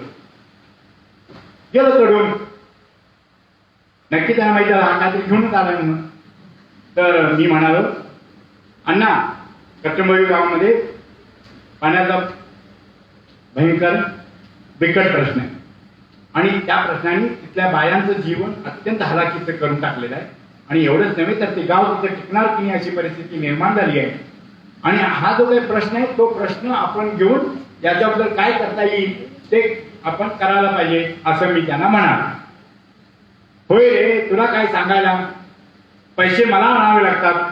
पैसे काय झाडाला लागलेत काय? मी त्यांना म्हणालो, पैसे झाडाला लागले असते तर माझ्याकडे पण भरपूर झाड आहेत की, तिथंच मी तोडून घेतली असती. नाही, पैसे झाडाला लागले, ते पैसे निर्माणच करावे लागतात. तेव्हा आपण आपली स्वयंसेवी संस्था, आपण समाजाची सेवा करायची म्हणून संस्था निर्माण केली आहे जनजागरण नावाची. त्या संस्थेचं हे आद्य कर्तव्य आहे, या संबंधात काहीतरी करायलाच पाहिजे असं मी ठणकावून सांगण्याचा प्रयत्न केला, कारण संस्थापकांपैकी मी पण एक होतो. तेव्हा हा काही आपला सोडत नाही असं त्यांच्या लक्षात आल्यानंतर त्यांनी म्हटलं, शिवाजी ठीक आहे, मी बघतो कुठं. मग मी ते सगळं माझ्या भाषेत मराठीत सगळं लिहिलं होतं. त्यांनी घेतलं, भाषांतर करून कुणाला दिलं, काय केलं माहित नाही. पण सुदैवाने आपल्या कट्टमळी गावातल्या लोकांचं भाग्य म्हणावं, सौभाग्य म्हणावं, एका जर्मनमधल्या एका माणसाने, ज्यांच्याकडे फक्त 2च लेथ मशीन, त्याच्यावरच त्यांचं कुटुंब चालतं, या माणसाने पुढाकार घेतला आणि आम्हाला जे काही पैसे लागतील ते जमा करायचं असं ठरवलं. आणि कसं केलं तरी तर त्या कोणी माणसाने 100 रुपये दिले तर त्याच वेळेला आपल्या खिशातले 100 रुपये असं करून त्यांनी पैसे जमा करून प्रत्येक वर्षी आपलं जे काही बजेट होतं त्याप्रमाणे ते देत गेले. एकदा त्यांचं मला पत्र आलं. ते म्हणाले, शिवाजी मी आता एवढे पैसे पाठवून देतोय आणि देतोही, पण हे तू उपकार म्हणून समजू नकोस. त्यांच्या भाषेत ते शब्द इंग्रजीमध्ये, पण ते आता मला त्यांच्या ह्याच्यात म्हणता येणार नाही. ते म्हणतायत की मी उपकार करत नाहीये, कारण पाश्चिमात्य राष्ट्रांनी, युरोपमधल्या राष्ट्रांनी आपल्यासारख्या देशामध्ये वसाहत करून तुमचं सगळं शोषण करून ते परत युरोप राष्ट्रात आणलं आणि तेथे मोठाले कारखाने आणि वेगवेगळे उद्योग निर्माण करून एकूण जागतिक पर्यावरण जो आहे ते बिघडवण्याचं काम आम्ही मंडळींनी केले आहे. हे केलं आहे. तेव्हा हे करण्यामध्ये आम्ही युरोप राष्ट्रातले आहोत, त्याच्यात माझे आजोबा कोणीतरी असतील. तेव्हा तुमच्यावरती जो काय अन्याय झालाय त्याचं प्रायश्चित्त म्हणून आणि जगाला त्याची गरज आहे म्हणून पाणी अडवून पाणी जिरवण्यासाठी आणि झाडं लावण्यासाठी हे मी पैसे देतोय. त्यासाठी तू हे आनंदाने घे आणि तुला जसं करता येईल तसं तू हा प्रकल्प तू राबव, असं एक खुशालीचं पत्र. आणि मला आणखीन जरा जास्त की एक परराष्ट्रातला माणूस माझ्या देशाशी काही देणं घेणं नाही, तेव्हा तो एवढं सांगतो तर मी या देशाचा नागरिक आहे. नात्याने माझ्या देशासाठी काहीतरी करणं कर्तव्य आहे. आणि मी हे जर केलं तर आजूबाजूला असणाऱ्या ज्या काही एकूण गरजा असतील आणि पर्यावरणासंबंधात जे काही व्हायला पाहिजे तर राहणार असेल तर हे करायला पाहिजे तसं ठरवून मी 15 वर्ष पाणी अडवा पाणी जिरवा हा प्रकल्प कट्टनभावी आणि त्याच्या आजूबाजूच्या 4 गावातून केला. त्याच्यातून पाणी अडवण्याचं काम ते केलं. डोंगर होता, डोंगरावरती सगळी झाडं तुटून सगळी ती उघडी झाली होती, सगळी मोकळी झाली होती. तेव्हा तिथं समांतर तरी काढल्या, पाणी अडण्यासाठी खड्डा केला आणि माती टाकली. त्या मातीवरती झाडं लावली. का झाडं लावली? एक तर पर्यावरणाचा प्रश्न होता, पण त्याच्याबरोबर माझ्या असं लक्षात आलं यापूर्वीचं जे काही एकूण पाणी जे काही पावसाचं जमिनीत मुरलंय ते मुरवण्याचं काम आम्ही कोणीच केलं नाही. आम्ही कोणी थोंब्याने केलं नाहीये. आम्ही काय केलं असेल ते नाशच केलं असेल. तर ज्या एकूणच निसर्गामध्ये सृष्टीवरती जी काही झाडं आहेत त्या झाडांनी आपल्या मुळावाटे आलेल्या पावसाचं पाणी सगळं जमिनीत मुरवलं आणि तिथं साठवलं आणि तेच पाणी आज आपण वापरत आहोत. तेव्हा चरंडी आज केली आणि 1-2 वर्ष राहील, पण त्यानंतर चरंडी काढण्यासाठी कोणी पैसे देणार नाही आणि तो उपद्रव कोणी फारसं करणार नाही. म्हणून पाणी जिरवण्यासाठी म्हणून झाडांची लागवड केली पाहिजे. म्हणून झाडं पण लावायला आम्ही गेले डोंगर उतारावरती आणि कोणी शेतकऱ्यांच्या वगैरे आणि त्या प्रकल्पामधून 2 लाख झाडं जगवली. त्याच्यात फळझाडं पण आहे. शेतकऱ्यांची कमी जागा असताना ते म्हणाले आमच्या उत्पन्नाचं काय? तेव्हा आम्ही म्हटलं तुम्हाला काजूची झाडं लावून देऊ. काहींना आम्ही आंब्याची लावली, फणस लावला. एक गाव त्या कटरबाईमध्ये मी जेव्हा गेलो त्यावेळेला एकच एक झाड होतं आणि ते पण कुठलं झाड? त्या झाडाखाली देव होता म्हणून एकही झाड. नंतर मग आम्ही काय फणस आणला, आणखीन वेगवेगळ्या गोष्टी आणल्या आणि त्याच्यात केळी पण आणल्या. केळी लावताना हाणामाऱ्या पद्धत नाही आमच्यात. केळी लावायची वाईट आहे ते, शेवगा लावायचं नाही वाईट आहे ते, काय गोष्टी.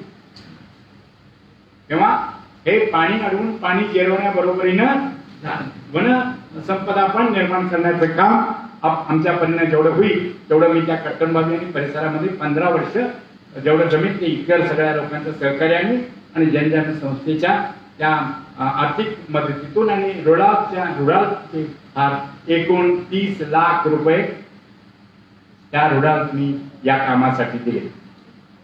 हे काम हे आम्ही करत असताना सरकारच्या डोक्यात हा नवीन विषय आला. सरकारने आता हा विषय घ्यायला पाहिजे म्हणून जिल्हा पंचायतीमध्ये मीटिंग बोलवली.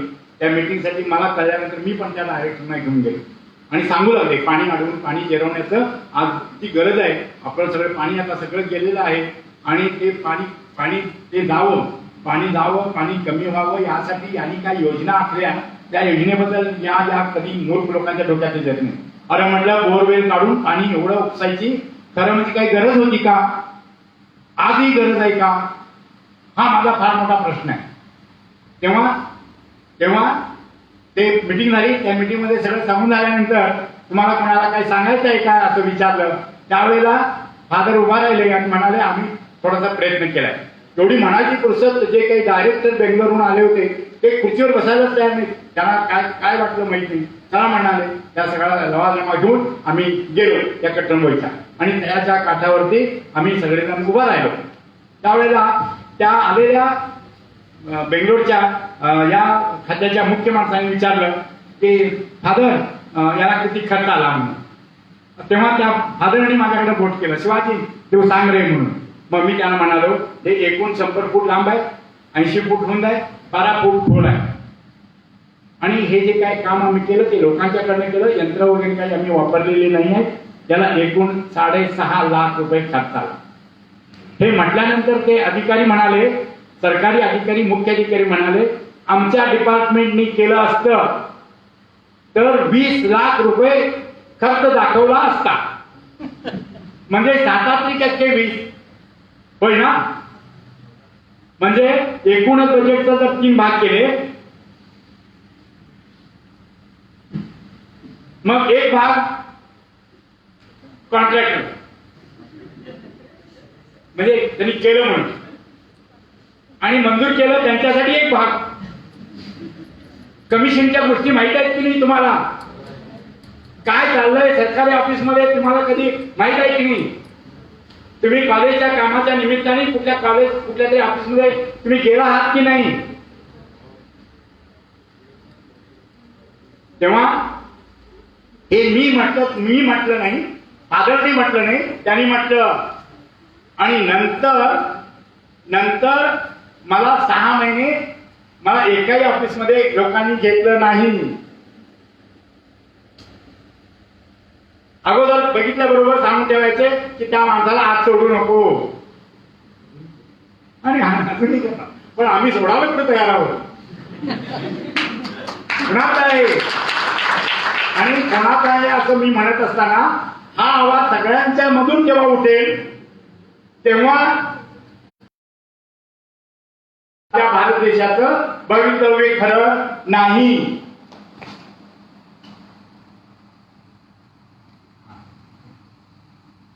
तर खूप आहे सांगण्यासारखं.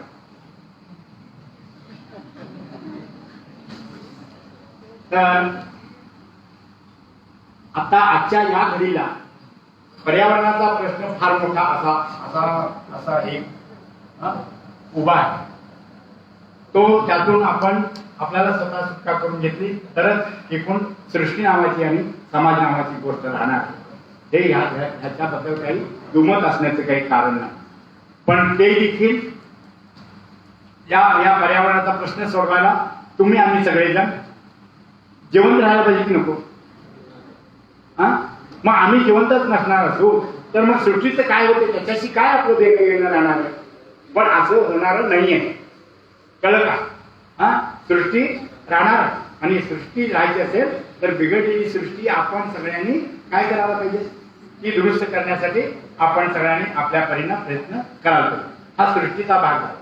त्याच्या बरोबरीनं सगळ्यात महत्वाचं म्हणजे माझा भारत देश हा शेतकी प्रधान देश आहे. आजही शेतावरती 77% लोक शेतावरती जातात.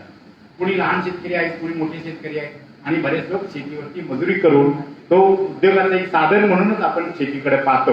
आणि हे जे काही 70 ते 80% लोक हे आपल्या देशातले जे काही कृषीप्रधान देश आहे आणि हे कृषीप्रधान देश असं म्हणत असताना बरेच लोक मोठेपणा घेऊन घेण्यासाठी हा शेतकरी माझा देशाचा पाठीचा कणा आहे असं सांगताना पण मी भाषणातून ऐकलेलं आहे. होय बरोबर आहे, कणा आहे. पण तो कणा टेकू लावून ठेवलाय. टेकू लावलाय. टेकू कधी पडेल ते काय सांगता येत नाही. आणि ते आता त्याची लक्षणं दिसायला लागले. शेती आपल्या भारत देशातली शेती ही आता शेतकऱ्यांच्या जीवावर उठली आहे. का शेतकरी आत्महत्या करतायत? कारण आपल्या सरकारने एकूणच अधिक अन्नधान्य पिकवण्याच्या दृष्टीनं शेती पद्धती ज्या काही वेगवेगळ्या आणल्या, आधुनिक पद्धती आणल्या, रासायनिक खतं आणली, कीटकनाशकं आणली, हायब्रिड बियाणं आणली, ट्रॅक्टर आणली, आणखीन बुलडोझर वगैरे सगळं जे आणलं ते सगळं वापरून माझा शेतकरी शेती करत असताना त्याचा एकूण हिशोबाचा ताळमेळच बसायला तयार नाही. आणि माझा शेतकरी कधीही शेतीत किती खर्च केलं त्याचं कधी लिहून ठेवत नाही. एका दृष्टीने लिहून ठेवत नाही, बरं आहे, किंवा लिहून ठेवलं आणि हिशोब केल्याबरोबर त्याला हार्ट अटॅक आहे.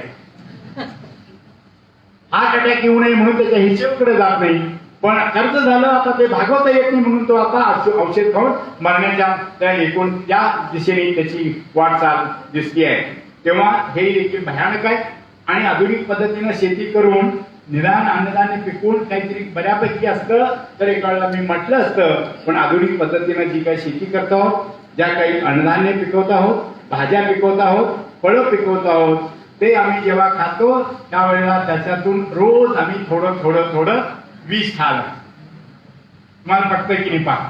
आणि त्यासाठी मी तुम्हाला एक प्रश्न विचार, आज एकूणच आपल्या देशातली आयुमर्यादा किती म्हणून विचारलं तर किती सांगा? किती? मोठ्याने सांगायला 60. होय ना? आजही 100 वर्ष झालेले लोक आहेत की नाही? 90 आहेत की नाही? मग आम्हाला काय धाड झाली 60 वर्षात मरायला? काय धाड झाली? तर याचा शोध जर आपण घ्यायचा ठरवला आणि काही लोक ते प्रयत्न करतायत, शेवटी आपल्याकडे यावं लागतं. हे शरीर धारणा जी आहे ही शरीर धारणा, आणि या शरीरामध्ये हे शरीर देवार आहे, त्याच्यात आत आणखी कोणीतरी बसलंय. हे सगळं जर टिकायचं असेल तर आपल्याला अन्न खावं लागतं, पाणी प्यावं लागतं, हवा घ्यावी लागते. ह्या प्रामुख्याने 3 गोष्टी कळलं. आणि या गोष्टी घेऊन आणखी कोणाकोणाला काय काय करत, पण हे जे काही जीवनावश्यक गोष्टी आहेत ते खाऊन आपलं जीवन हे आणखीन जास्त चांगलं करण्याऐवजी आपली रोगप्रतिकार शक्ती हळूहळू कमी करत करत आपलं सगळ्यांचं मरणाचं एक साठावरती आपण आलो आहोत. तेव्हा शेतीच्या संदर्भातला हा जो काही प्रश्न आहे तो फार गंभीर प्रश्न आहे. त्यांनी सगळ्यांनी विचार करावा पाहिजे. तुम्ही म्हणाल आम्ही शहरातले लोक, आम्ही काय करणार? हो की नाही? आम्ही काय करणार म्हणजे तुम्ही पिकवा, तुम्ही खड्ड्यात जा, कर्ज करून घ्या, कर्ज झालं तर शेवटी वाटल्यास आत्महत्या करा. पण आम्ही मात्र बँकेत जमा झालेले पैसे घेऊन अगदी आयटीत हातात बॅग घेऊन बाजारात जाणार आणि खरेदी आणून आम्ही आमचं अन्न खाणार. आयटीत म्हणालोय मी. एखाद्या बाईकडे भाजी घेत असताना बाईने 5 रुपये पेंडी सांगितली तर आम्ही कितीला विचारतो माहित आहे का? ते पण मध्यम वर्गातले सांगतो मी तुम्हाला, मध्यम वर्गातले आम्ही सगळे त्याच्यात मोडतो. 2 रुपयाला देणार. तुम्ही स्वतःला तपासून पहा वाटलं, आणि असं तुम्ही कुणी केलं नसेल तर मी तुम्हाला सगळ्याच्या धन्यवाद देतो. म्हणजे मला जास्तीत जास्त कमी खर्चात उपचार मिळाला तर पाहिजे आहे. अगदी सरकारने ते स्टॉल उघडले नाही आहे. कुणाला भाजी पाहिजे त्यांनी इथे यावं, नाव नोंदवावं आणि भाजी घेऊन जावी, धान्य घेऊन जावं. ते अजूनही यायचे आहेत दिवस, पण ते दिवस यायच्या अगोदर आपण जगणार आहोत की नाही हा फार मोठा गंभीर प्रश्न आहे. कारण काय झालंय, शेतीमध्ये पिकं येत नाहीत म्हणून गेल्या वर्षी जेवढं खत घातलं त्याच्यापेक्षा दुप्पट खत, त्याच्यापेक्षा आणखी जास्त विषारी कीटकनाशक, असं एकूण सगळीकडं सगळं काही चाललेलं आहे. हे सगळं हे विषचक्र हे असं आहे. हे चक्र सोडवताना फक्त एक गोष्ट सोडवून म्हटलं तर होणार नाही. ह्या सगळ्या गोष्टी आपल्याला सोडाव्या लागणार आहे. आणि म्हणून आपलं एक मला एका ताईची आठवण करायची वाटते आणि त्यांना सध्याच्या धन्यवाद पण आपण दिले पाहिजे. ती म्हणजे ग्रेटा ताई. नाव ऐकलं? तर त्या स्वित्झर्लंडच्या स्वित्झर्लंडच्या आहेत. ते स्वीडनच्या आहेत. वय किती ताईचं? वय किती? 13. किती? 13. त्यांनाही या एकूण ग्लोबल वॉर्मिंग बद्दल जेव्हा त्यांना कळलं, काय मला चुकलं तर दुरुस्त करा, काय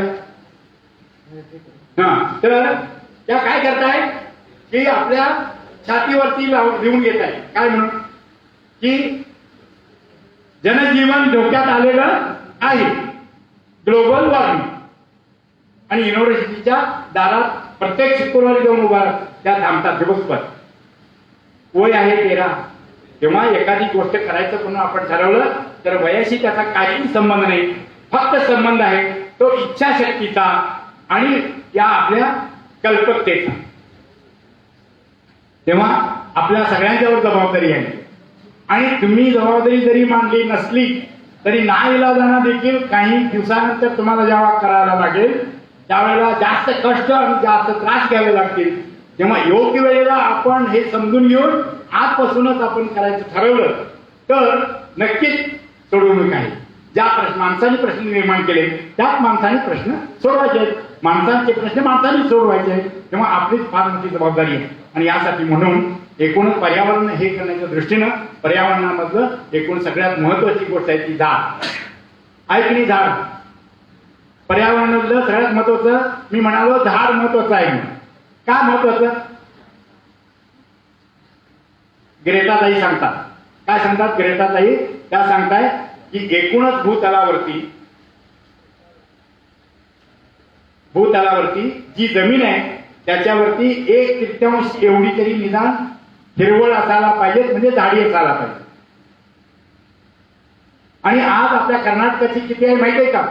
कर्नाटकाची आहे 11%. म्हणजे 33%च्या ठिकाणी 11%. कुठे गेले 22%? आणि सरकारचा आकडा खोटा आहे, तो 8च आहे. जेवढी मोठी माणसं तेवढी खोटी, हे पक्क समीकरण करून टाका.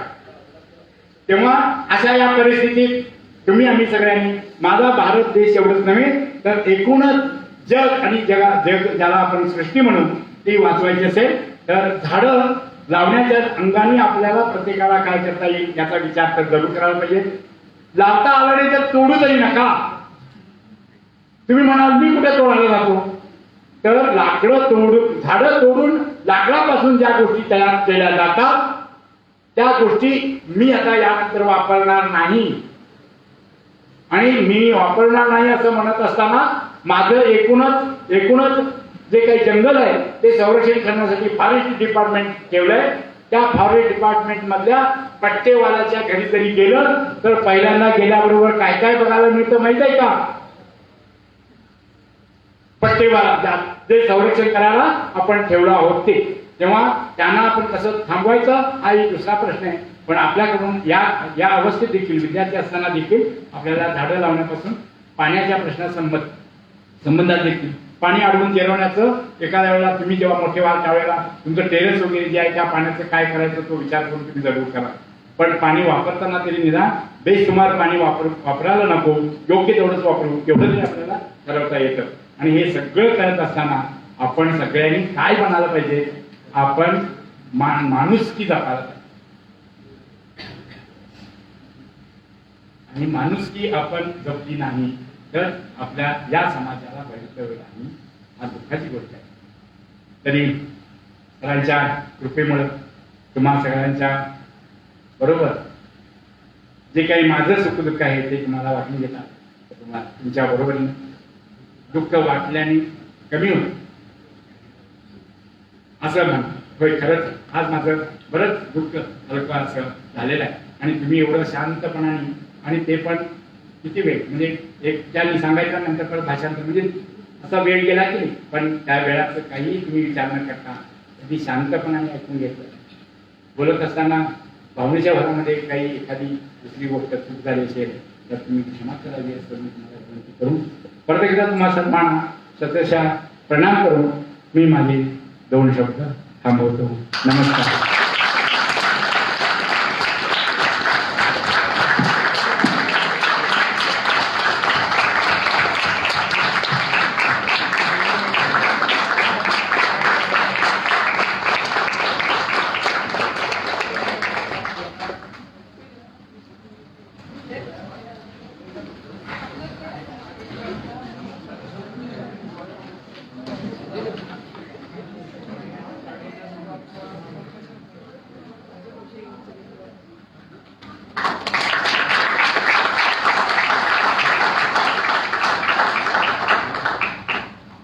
त्यांच्या प्रयत्नांनी आमची ताईनी मोठं मन दाखवल्यामुळं आणि ताईनी किती जरी म्हटलं तर तुम्ही आम्ही वर्गाला येणार नाही असं जर ठरवलं असता तर हा काही कार्यक्रम झाला नसता. आणि या कार्यक्रमात मला तुम्ही आलात, सहभागी करून घेतलात. मला खूप काही गोष्टी तुमच्याबरोबर जे काही मी हे वाटून घेतलं त्यामुळं मला खूप आनंद झाला. पण एवढ्यावरती हे राहिलेलं नाही. ताईंनी आपल्या प्रेमापोटी माझ्यासाठी शाल दिली. मला ती फार नक्कीच उपयोगाला येणार. पण याच्याबरोबर मी तुम्हाला सांगतो की ही शाल देऊन माझा काही सत्कार केला त्याचा अर्थ माझ्या डोक्यावरती सार्वजनिक कामाचं ओझं त्यांनी वाढवलेलं आहे. तेव्हा प्रेमाने एवढी ही सगळी भेट दिल्यानंतर आणि तुम्ही सगळ्यांनी एवढं प्रेम दाखवल्यानंतर माझा या सार्वजनिक कामातला उत्साह आणखीन याच्यापेक्षा जास्त होऊन अगदी माझ्या शरीरात शेवटच्या क्षणापर्यंत प्राण राहीतोपर्यंत मी समाजाची सेवा करतो असं परत एकदा तुम्हाला मी सांगतो.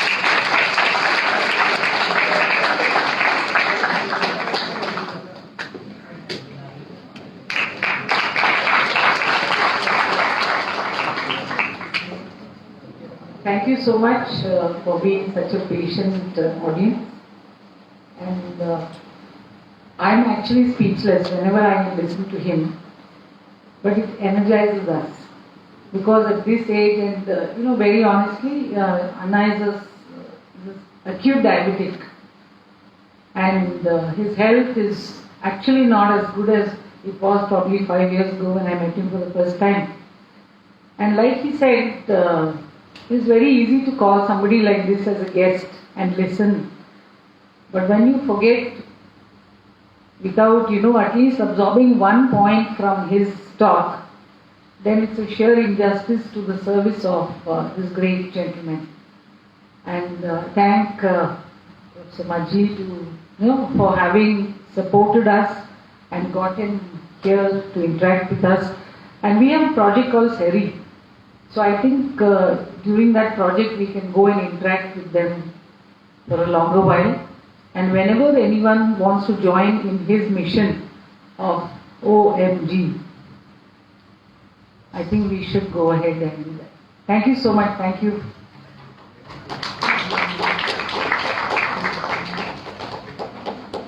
कार्तिक वेगळा ते सांगा.